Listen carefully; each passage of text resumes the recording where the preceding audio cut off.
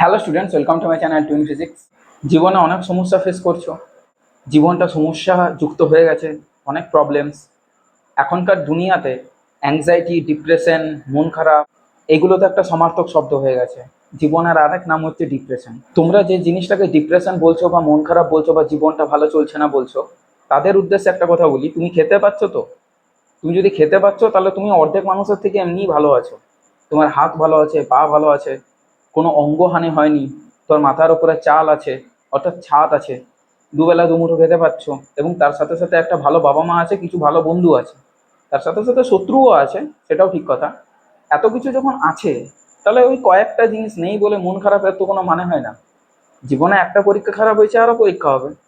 জীবনটাই তো একটা পরীক্ষা, বেঁচে থাকার নামটাই তো একটা পরীক্ষা।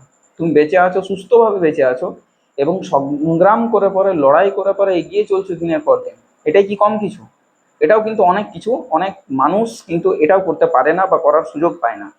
তাহলে এইগুলো অনেক কিছু পাওয়া, এই পাওয়াগুলোর ওপরে একটু ফোকাস করো, দেখবার চেষ্টা করো, লক্ষ্য করো। তাহলে দেখবে যে জীবনটা এতটা খারাপ নয় যতটা তুমি মনে করছো। একটা ভালো জীবন পেয়েছো, এনজয় করো। এবং তার সাথে সাথে নিজের যে লক্ষ্য, সেই লক্ষ্য পূরণের জন্য কিন্তু কোনো ধরনের ফাঁকি মেরো না। না হলে at the end of the your গোল তোমার কিন্তু আফসোস হবে, অনুশোচনা হবে, অনুতাপ হবে। তখন কিন্তু আর জীবন সবাইকে দ্বিতীয় সুযোগ দেয় না। সেই সুযোগটা হয়তো আর পাবে না। হয়তো দ্বিতীয় সুযোগ দিয়েছিল, তুমি লক্ষ্য করতে পারোনি। তাই দ্বিতীয় সুযোগের অপেক্ষাতে না থেকে যখন যেটা মনে যাচ্ছে, যখন যেটা সঠিক বলে মনে হচ্ছে, সেটাই করবার চেষ্টা করো। তাহলে কি হবে, তোমার কোনো জিনিসের জন্য আফসোস থাকবে না। Thanks for watching the video.